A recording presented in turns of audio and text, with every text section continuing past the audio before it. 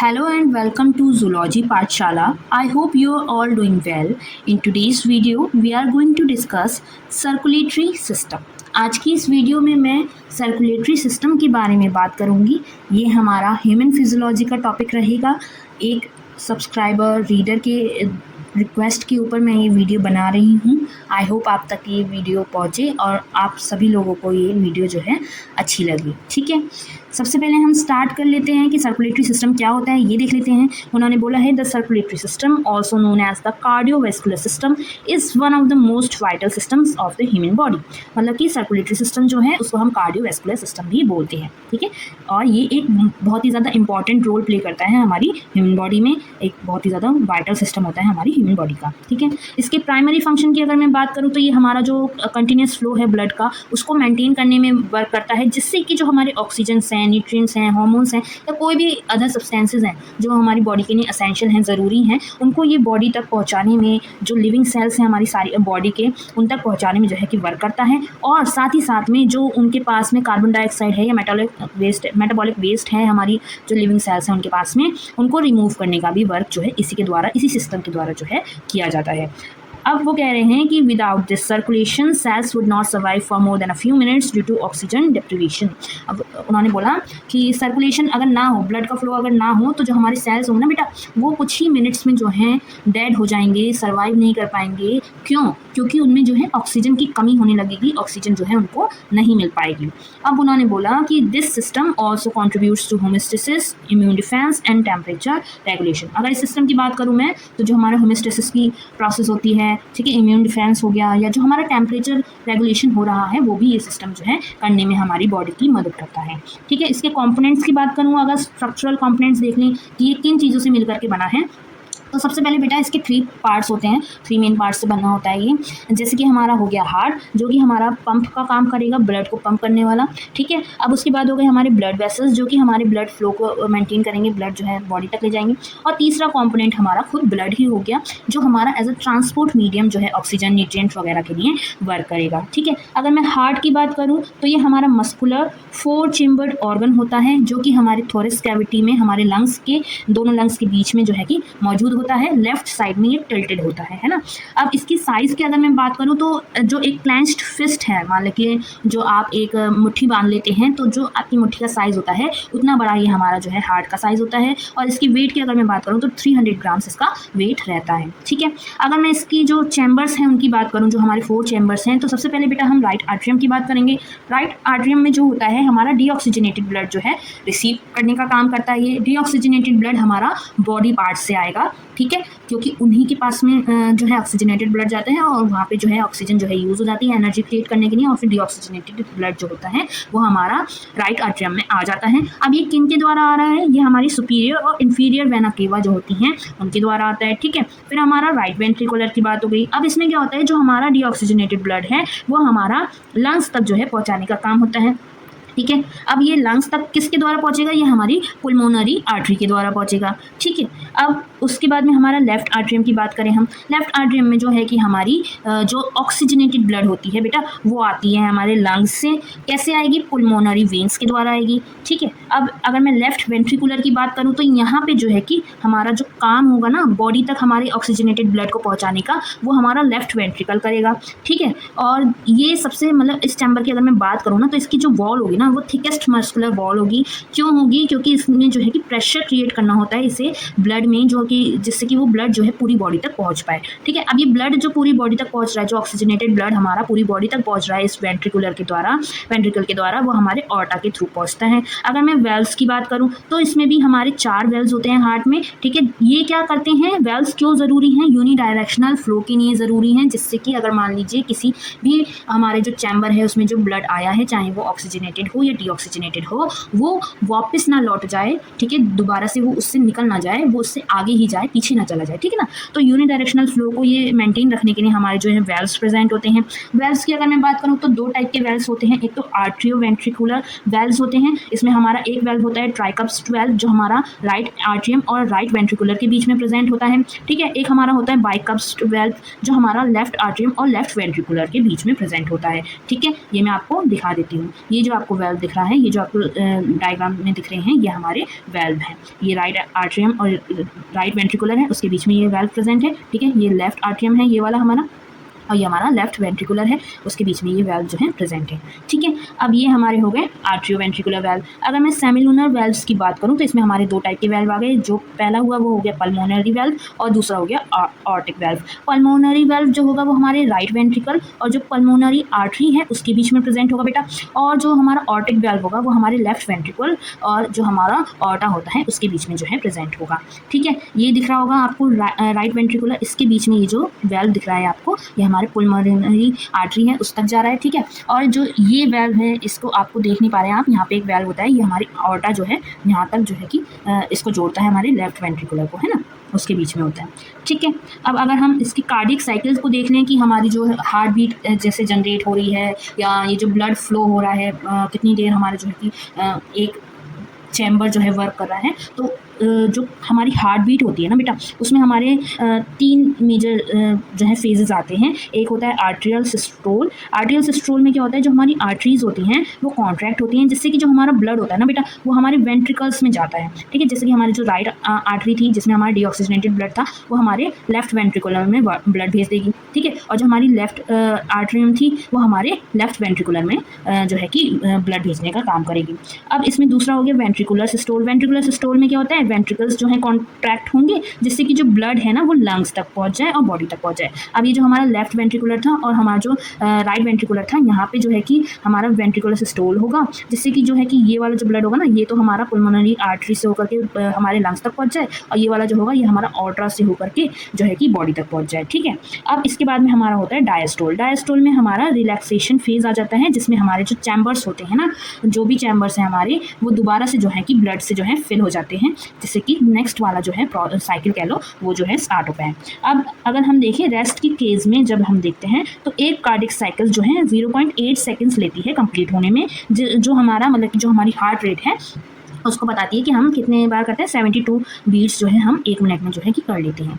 ठीक है, मैं कंडक्शन सिस्टम ऑफ हार्ट की बात करूं तो इसमें जो हमारा हार्ट होता है बेटा वो मायोजेनिक होता है। ये चीज़ आपको याद रखनी होगी, मायोजेनिक टाइप का हमारा हार्ट होता है ह्यूमन का, जो मतलब हो गया कि वो खुद से ही बीट करता है due to its intrinsic conduction system. Intrinsic मतलब कि अंदरूनी कंडक्शन सिस्टम, मतलब कि वो खुद से कंडक्ट कर रहा है। ठीक है, खुद से बीट कर रहा है। अब इसमें हमारा जो है कि SA नोड, जो अगर हम देखें जो हमारा पेस मेकर भी होता है जिससे पेस बना रहता है, वो हमारे जो हार्ट बीट है उसकी इम्पल्सिस को इनिशिएट करने का काम करता है। तभी आपने देखा होगा कि जो पेस मेकर्स वगैरह होते हैं ना उनका यही वर्क होता है, वो इसी SA नोड की तरह वर्क करते हैं। जब ये हमारा जो वर्क करने में ऐसे नोड जो होता है वर्क करने में फेल होने लगता है। AV नोड की अगर मैं बात करूँ तो ये हमारे जो इम्पल्सेस हैं उनको डिले करने का, ठीक है, काम करता है, जिससे कि वो ये पूरा मतलब कि इंश्योर कर पाए कि हमारे जो वेंट्रिकल्स है ना बेटा उसमें हमारा पूरी तरीके से जो राइट आर्ट्रियम है और लेफ्ट आर्ट्रियम है उसका ब्लड पूरी तरीके से हमारे वेंट्रिकल्स में आ जाए। ये इंश्योर करने के लिए जो हमारा AV नोड है वो वर्क करता है। ठीक है, अब अगर हम देखें bundle of His and Purkinje fibres, इनका क्या काम होता है, तो ये हमारे जो इम्पल्सेस होते हैं ना उसको रैपिडली स्प्रेड करने में वर्क करते हैं, जिससे कि हमारे जो वेंट्रिकल्स हैं उसमें जो हमारा कोऑर्डिनेटेड कॉन्ट्रैक्शन है ना वो होता रहे, जिससे कि वो सिकुड़ना जो कह रहे हैं ना, सिस्टोल जो कह रहे हैं, वो चीज़ हो सके, जिससे कि उससे हमारा जो ब्लड है हमारे लंग्स तक और हमारी बॉडी तक वेंट्रिकल से प्रॉपर वे में जो है कि जा पाए। ठीक है, कार्डिक आउटपुट की अगर मैं बात करूँ बेटा तो इसमें क्या होता है ना, जो हमारी टोटल वॉल्यूम होगी, हमारी जो ब्लड हो रहा है वो पंप हुआ है जितना, ठीक है, वो हमारे निकाली जाएगी कि हमने कितना ब्लड पंप करा है हमारे हार्ट ने, ठीक है, पर मिनट में। ठीक है, तो उसको हम कार्डिक आउटपुट बोलते हैं। इसमें क्या होता है, जो हमारी फॉर्मूला है heart rate into stroke volume. अब हार्ट रेट क्या हो गई कि हमारा हार्ट जो है पर मिनट कितने जो है कि हार्ट बीट्स उसने करी, ठीक है, जैसे कि जो हमारी 72 पर मिनट पे होती है ना नॉर्मल, वो हमारी हो गई। ठीक है, और स्ट्रोक वॉल्यूम की अगर मैं बात करूँ तो इसमें जो है कि जो हमारा अमाउंट ऑफ ब्लड जो हमारा पंप हो रहा है किसी भी वेंट्रिकल के द्वारा, किसी भी वन वेंट्रिकल के द्वारा एक बीट में, मतलब कि एक बीट में, एक हार्ट बीट में उसने कितने लीटर ऑफ ब्लड जो है, कितना ब्लड जो है कि पंप करा, वो जो है कि इसमें लिखा जाता है। ठीक है, इसमें आ जाता है स्ट्रोक वॉल्यूम में। नॉर्मली अगर मैं देखूँ इसकी वैल्यू क्या रहती है तो हमारी 70 ml जो है 70 ml जो है इसमें हमारा ब्लड जो है नॉर्मली एक बीट में एक वेंट्रिकल के द्वारा जो है पंप किया जाता है। ठीक है, अब मान लो एट रेस्ट की पोजीशन पे हमारा क्या होगा, जो हार्ट रेट है हमारी क्या होगी, वो 72 होगी बीट पर मिनट, है ना, और जो हमारा SV होगा, स्ट्रोक वॉल्यूम होगी, वो हमारी 70 ml होगी। ठीक है। तो जब हम इसको इसका फॉर्मूले में रख के देखेंगे तो 72 इंटू 70 हो गया हमारा हार्ट रेट और वो, ठीक है। तो हमारा कुछ इसका जो वो निकल के आएगा 5040 ml के अराउंड पर मिनट में, ठीक है। तो अप्रॉक्सीमेटली किसके इक्वल हो गया हमारा 5 लीटर पर मिनट, ठीक है।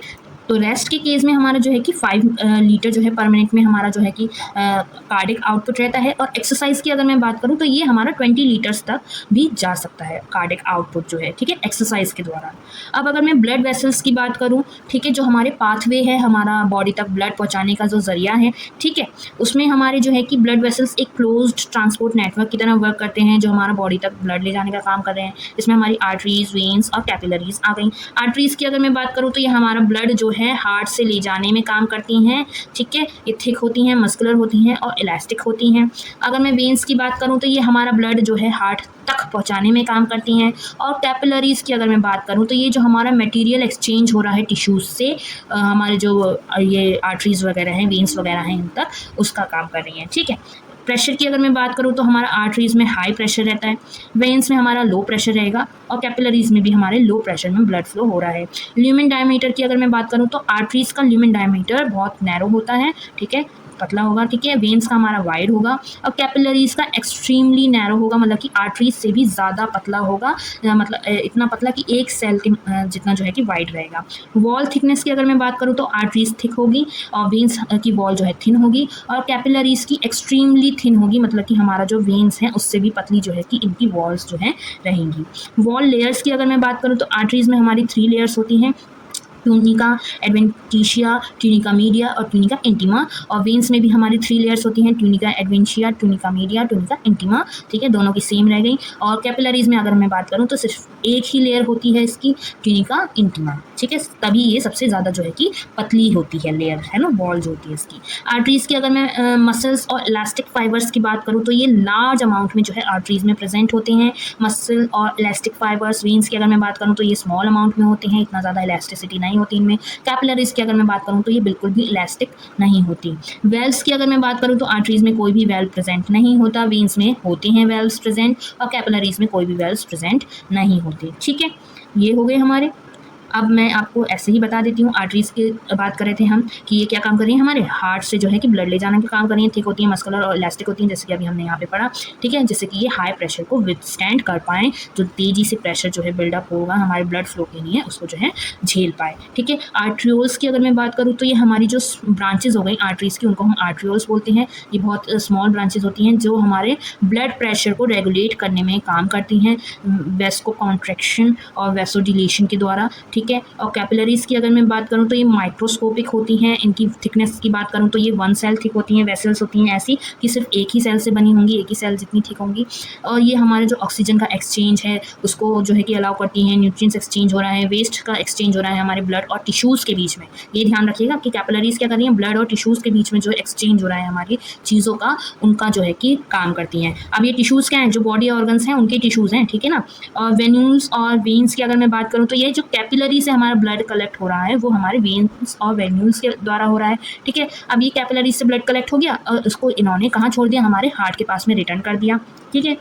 ये थिन वॉल्ड होती हैं और इसमें प्रेशर लो रहता है, जैसे ऊपर अभी आपने पढ़ा, और इसमें हमारे वेल्व्स प्रेजेंट होते हैं जिससे कि बैक फ्लो ना हो ब्लड का हमारे, ठीक है। आगे देखते हैं, अगर हम ब्लड की बात करें कि जो हमारा ट्रांसपोर्ट मीडियम है, जो हमारे ऑक्सीजन, न्यूट्रिएंट्स वगैरह सब चीज़ें पहुंचा रहा है, तो वो क्या होता है, ब्लड एक स्पेशलाइज्ड कनेक्टिव टिश्यू की होता है जो कि हमारा 7 से 8% जो हमारा बॉडी वेट है उसके लिए अकाउंट करता है, उसके लिए रिस्पॉन्सिबल होता है। ब्लड के अगर मैं कॉम्पोनेंट्स की बात करूँ तो इसमें हमारा प्लाज्मा, ठीक है, बफी कोर्स जैसे कि हमारे जो वाइट ब्लड सेल्स और प्लेटलेट्स हो गए और जो हमारे रेड ब्लड सेल्स हैं वो मौजूद होते हैं। प्लाज्मा की अगर मैं बात करूँ तो ये 55% प्रेजेंट होता है, इसमें मोस्टली जो है हमारा वाटर रहेगा, मतलब कि प्लाज्मा का जो अमाउंट है उसमें 90% जो है वाटर होता है, ठीक है। इसमें हमारे प्लाज्मा प्रोटीन्स प्रेजेंट होते हैं, जैसे कि हमारा एल्ब्यूमिन हो गया, ग्लोबुलिन हो गया, फिब्रोजिन हो गया, जो हमारे इसको कंपोज करने में वर्क करते हैं, और साथ ही साथ में हमारे इलेक्ट्रोलाइट्स, ग्लूकोज, हार्मोन्स और जो हमारे वेस्ट प्रोडक्ट्स हैं वो भी हमारे यहाँ पे प्रेजेंट होते हैं। ठीक है, ये आपको यहाँ पे ब्लड का स्ट्रक्चर दिख रहा होगा। 55% हमारा प्लाज्मा होता है,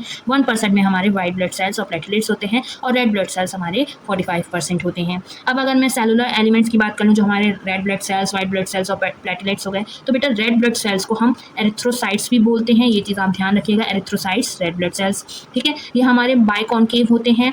ठीक है, इनका शेप जो होगा बाइकॉन्केव होगा, इसमें न्यूक्लियस जो है प्रेजेंट नहीं होता, और ये हमारे हीमोग्लोबिन जो होता है उससे बने होते हैं, उसके पैक्ड होते हैं, उससे जो हमारा आयरन पिगमेंट होता है। ठीक है, इनका फंक्शन की अगर मैं बात करूँ तो ये ऑक्सीजन और कार्बन डाइऑक्साइड का ट्रांसपोर्ट करने में हमारा जो है मदद करते हैं। वाइट ब्लड सेल्स को हम क्या बोलते हैं? ल्यूकोसाइट्स। ठीक है, तो ये चीज़ याद रखना, वाइट ब्लड सेल्स, ल्यूकोसाइट्स, ये हमारे इम्यूनिटी प्रोवाइड करने में और जो है कि डिफेंस सिस्टम जो है, डिफेंस मैकेनिज्म जो है कोई भी डिसीज़ के लिए उसको जो है कि बनाने में काम करते हैं। इनके दो मेन टाइप्स होते हैं ब्लड सेल्स के, एक ग्रैनुलोसाइट्स जो कि हमारे न्यूट्रोफिल्स, ईसोनोफिल्स और बेसोफिल्स होते हैं, और हमारे एक ग्रैनुलोसाइट्स जो हमारे लिम्फोसाइट्स और मोनोसाइट्स हमारे एक ग्रैनुलोसाइट्स होते हैं। ठीक है, प्लेटलेट्स की अगर मैं बात करूँ तो इन्हें थ्रोम्बोसाइट बोलते हैं। क्या बोलते हैं? थ्रोम्बोसाइट। ये हमारे जो मेगाकरोसाइट्स होते हैं उनके फ्रेगमेंट्स से बने होते हैं। ठीक है, और ये हमारे जो क्लॉटिंग हो गया या कोई भी वाउंड है, कोई भी चोट लगी है, उसके रिपेयरिंग में जो है कि वर्क करते हैं। आई थिंक इतना आपके लिए इन तीनों चीज़ों के बारे में पढ़ना काफ़ी होगा, क्योंकि ऑलरेडी ये चीज़ हम जो है कि बहुत ही जूनियर लेवल से जो है कि पढ़ते हुए आ रहे हैं।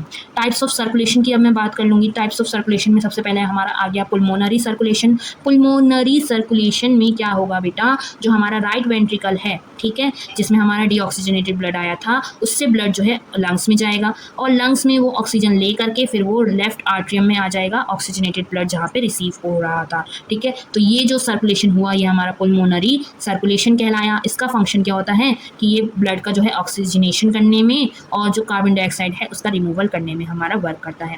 ठीक है, फिर उसके बाद में हमारा सिस्टमैटिक सर्कुलेशन होगा। सिस्टमैटिक सर्कुलेशन में क्या होगा बेटा, जो हमारा लेफ्ट वेंट्रिकल में जो हमारे लेफ्ट आर्ट्रियम से ब्लड आया ना, ऑक्सीजनेटेड ब्लड, वो हमारा बॉडी टिश्यूज़ में जाएगा। बॉडी टिश्यूज़ में जा करके वहाँ पे क्या होगा, उसने ऑक्सीजन उन बॉडी टिश्यूज़ को दे दी और वहाँ से कार्बन डाइऑक्साइड उठा ली, और फिर वो कहाँ आ गया, राइट आर्ट्रियम में आ गया डीऑक्सीजनेटेड ब्लड बन करके। अब सिस्टमैटिक सर्कुलेशन का फंक्शन क्या हो गया कि ये सप्लाई कर रहा है क्या, हमारे ऑक्सीजन को, न्यूट्रिएंट्स को, और जो टिश्यूज़ हैं बॉडी टिश्यूज़ उनमें से हमारा वेस्ट को रिमूव करने का भी वर्क कर रहा है। ठीक है, उसके बाद में हमारा कोरोनरी सर्कुलेशन चलता है। कोरोनरी सर्कुलेशन की अगर मैं बात करूँ तो इसमें जो हमारा ब्लड का सप्लाई है वो हमारा मायोकार्डियम तक होती है, हमारी कोरोनरी आर्टरीज के द्वारा। ठीक है, अब अगर इसमें ब्लॉकेज हो जाए बेटा तो इससे हमारे को डिसीज़ हो सकती है एंगीना और या फिर मायोकार्डियल इन्फेक्शन जो है हमें हो सकता है। नेक्स्ट अगर मैं देखूँ हिपैटिक पोर्टल सर्कुलेशन की, हिपैटिक पोर्टल सर्कुलेशन में क्या होता है बेटा, जो हमारी वेन्स है ना, स्टमक की, इंस्टाइन की या फिर स्प्लीन की, उनसे जो है कि हमारा ब्लड आता है वो लिवर में जाता है, प्यूरिफिकेशन कह लो उसके लिए।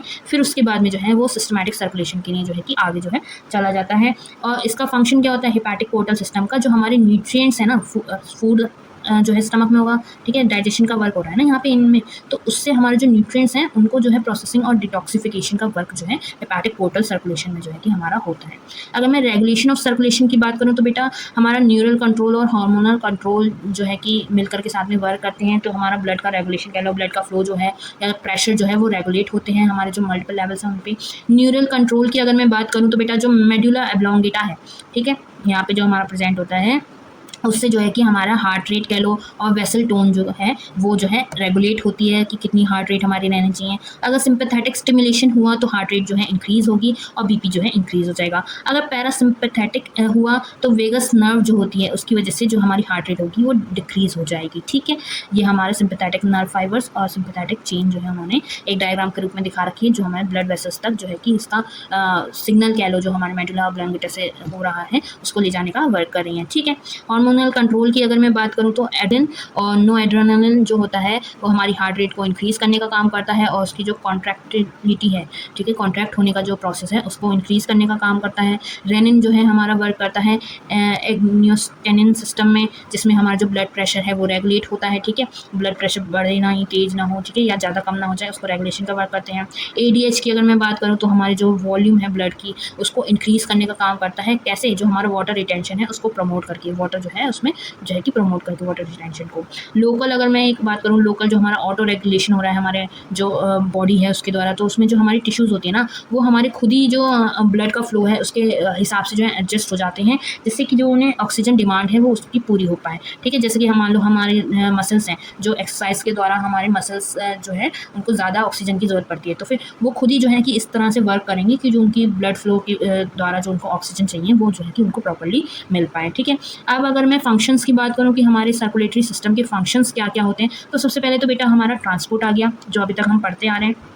ठीक है, कि ऑक्सीजन, न्यूट्रिएंट्स, हार्मोन्स और वेस्ट प्रोडक्ट का ट्रांसपोर्ट जो है ये करने में वर्क कर रहा है। रेगुलेशन भी वर्क होता है इसका, कि हमारा body temperature, pH, fluid balance, electrolyte balance जो है ये हमारा करता है। प्रोटेक्शन की बात करूँ तो जो इसके ब्लड कंपोनेंट्स होते हैं WBCs, वो हमारे इन्फेक्शन में फाइट करने में मदद करते हैं। जो प्लेटलेट्स होते हैं और क्लॉटिंग फैक्टर्स जो होते हैं हमारे ब्लड में प्रेजेंट, वो हमारे ब्लड लॉस को प्रिवेंट करने में मदद करते हैं। कोई भी चोट वगैरह हो जाती है तो वहाँ पे जो है क्लॉटिंग के लिए वर्क करते हैं। ठीक है, हेमोस्टेसिस की अगर मैं बात करूँ तो उसमें हमारा जो इंटरनल स्टेबिलिटी है वो मेंटेन करने का वर्क करते हैं, जैसे कि हमारे जो सेलुलर फंक्शन है वो प्रॉपर्ली जो है हो पाए। ठीक है, अब कुछ हाई ऑर्डर थिंकिंग क्वेश्चंस मैंने यहाँ पे रखे हैं आप लोगों के लिए, जैसे कि आप थोड़ा बहुत जो आपके माइंड में क्वेश्चंस आ रहे हैं वो मैं आपको सॉल्व करवा पाऊँ। कि जो लेफ्ट वेंट्रिकुलर होता है वो थिकर के होता है हमारे राइट वेंट्रिकुलर से, दोनों थिक होने चाहिए ना, दोनों में प्रेशर क्रिएट हो रहा है ना, तो ऐसा क्यों है कि सिर्फ लेफ्ट वेंट्रिकुलर ही जो है वो थिक है, उसकी वॉल जो है थिक है, राइट वेंट्रिकुलर की नहीं है। तो बेटा इसका रीज़न ये होता है कि जो हमारा सिस्टमैटिक सर्कुलेशन होता है ना, उसमें ज़्यादा प्रेशर की ज़रूरत होती है जो हमारा पल्मोनरी सर्कुलेशन होता है उसके मुकाबले, क्योंकि पल्मोनरी सर्कुलेशन में क्या हो रहा है, हमारा डीऑक्सीजनेटेड ब्लड जो है कि आ रहा है बॉडी से, है ना। अब और वो क्या होगा, वो हमारे राइट आर्टरियम में आएगा, राइट आर्टरियम से फिर वो राइट वेंट्रिकल में जाएगा। लेकिन जो हमारा लेफ्ट वेंट्रिकल का काम है बेटा, उसका काम है कि वो जो है बॉडी तक पहुँचाए, बॉडी तक हमारा पूरा ब्लड जो है पहुँचने के लिए हमें हाई प्रेशर में जो है कि उसे पंप करना पड़ता है। इस वजह से जो है लेफ्ट वेंट्रिकल जो होता है उसकी वॉल जो है थिक होती है। ठीक है, दूसरा एक क्वेश्चन हो सकता है कि जो ऐसे नोड होता है अगर वो फेल हो जाए तो हार्ट बीट कैसे कंटिन्यू होगी। अभी मैंने जैसे आपको ऊपर बताया था, जो हमारा AV नोड होता है ना बेटा, वो सेकेंडरी पेस मेकर की तरह हमारा वर्क करता है। ठीक है, वो 40 to 60 हार्ट बीट्स कह लो 1 मिनट में जो है कि क्रिएट करने का काम जो है कि करता है। लेकिन इसका रेट क्या है, स्लो होता है, स्लोअर रेट होता है। जो हमारा ऐसे नोड है ना, उससे हमारा स्लोअर रेट पे जो है AV नोड जो है हार्ट बीट जो है प्रोड्यूस करने का वर्क करता है, सेकेंडरी पेस मेकर होता है ये। ठीक है, अब एक क्वेश्चन ये भी हो सकता है कि जो वेन्स हैं वो वेल्व्स होते हैं उसमें, लेकिन आर्टरीज में वेल्व्स नहीं होते, ऐसा क्यों भाई? देखो, जो वेन्स होती हैं ना उसमें जो ब्लड फ्लो हो रहा है वो जो है कि लो प्रेशर पे होता है। वेनस ब्लड फ्लो जो होता है वो लो प्रेशर पे होता है, जो ग्रेविटी के अगेंस्ट में होता है, मतलब कि ग्रेविटी नीचे की तरफ लगती है और वेन से जो ब्लड आ रहा है वो ऊपर की तरफ जा रहा है, बॉडी से हमारा ऊपर हार्ट तक जा रहा है। तो इस वजह से उनका बैक फ्लो ना हो जाए उस ब्लड का, इसी वजह से जो है कि उसमें वेल्व्स जो है प्रेजेंट होते हैं, जिससे कि बैक फ्लो ना हो। आर्टरीज में ऐसा कुछ नहीं होता, जिस तरफ ग्रेविटी है उसी तरफ जो है कि हमारा ब्लड फ्लो है, तो इस वजह से उसमें वेल्व्स की ज़रूरत नहीं पड़ती।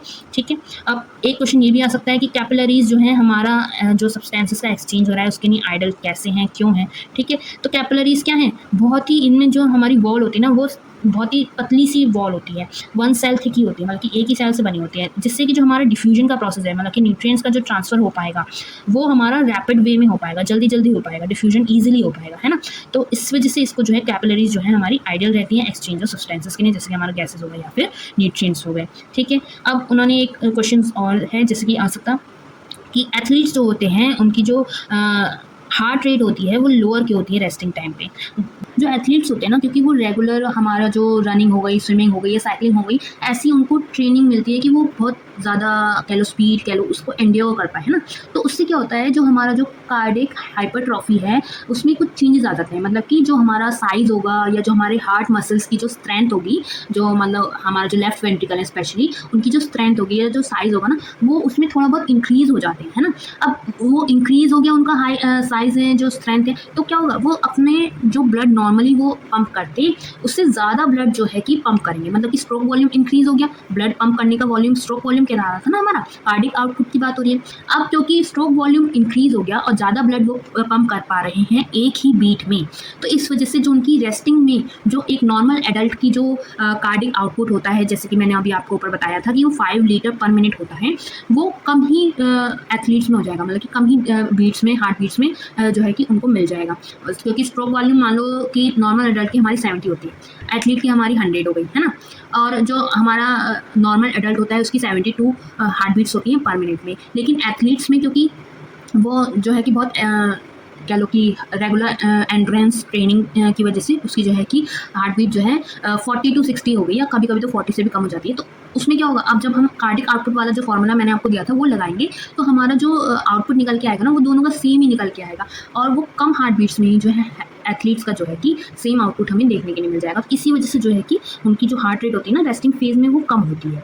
ठीक है, हार्ट रेट क्या है, हार्ट बीट्स ही तो है। ठीक है, तो यही था हमारा आज का topic, circulatory system. I hope आपको ये टॉपिक अच्छे से समझ में आया होगा और आपको ये वीडियो पसंद आई होगी। अगर आपको ये वीडियो पसंद आई हो तो इस वीडियो पे लाइक करना ना भूलिएगा, और कमेंट करके मुझे ज़रूर बताएं कि आपको नेक्स्ट कौन से टॉपिक पे वीडियो चाहिए, और मेरे चैनल को सब्सक्राइब करना ना भूलिए। मेरे टेलीग्राम चैनल पे आप ज्वाइन हो सकते हैं अगर आपको ऐसे ही नोट्स जो हैं इनकी PDF जो हैं चाहिए।